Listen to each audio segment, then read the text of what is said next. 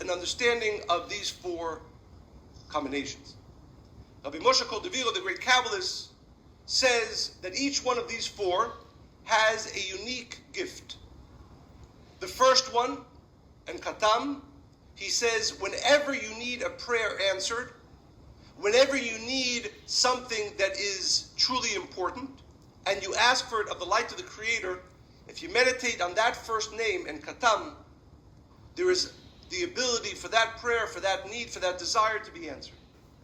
The second, Pastam, he says, that one correlates to sustenance. If a person is in need of sustenance, by meditating on that second one, the Ramak Moshe Cordovero says, one can draw from the light of sustenance. The third, Paspasim, he says that one has to do with protection. If an individual needs protection, by meditating on that third combination, he can draw the light of protection. The fourth, he explains, is actually made up of two words, Dayo Nisim, or an abundance of miracles. He says if a person is in need of a miracle, by meditating on that fourth letter combination, he can draw the light of miracle. As I said, again, usually we come together to study, to understand something new.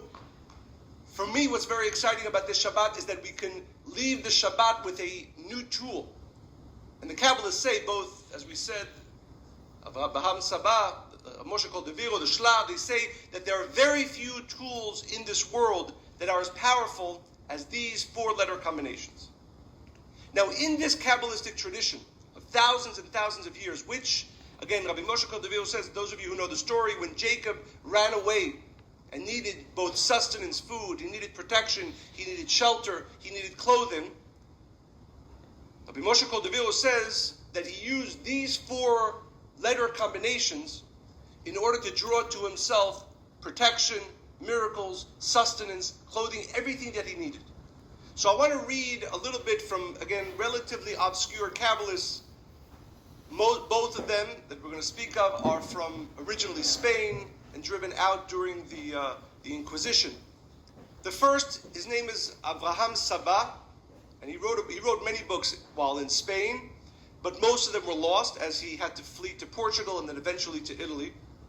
But there is a book still remaining called Tzror Hamor, within which he speaks about the secret of these four-letter combinations. He says,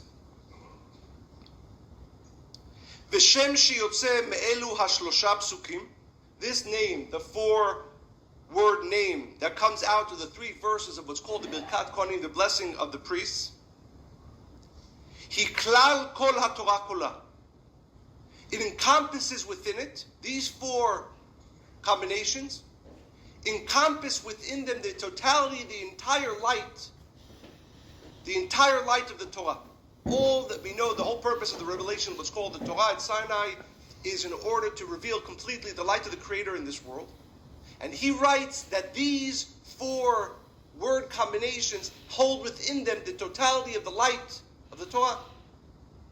Further, there's another great Kabbalist, Menachem Tzioni, who says, Kishem shel Chavbet, this is called the 22-letter name, Yotze mi yivarechecha al pi masoret hamekubalim, which comes out of the three verses of what's called the blessings of the priests, and this has been a tradition of Kabbalists for thousands of years. He says, Vehem imrei kodesh, and these words, these combinations are what he calls words of holiness. And you write, and then when you begin to read more and more in the writings of the Kabbalists, another one which we won't go into the details of, the Shla, the Shnei Luchot HaBrit, writes that there are very few connections, very few codes that are as powerful as this.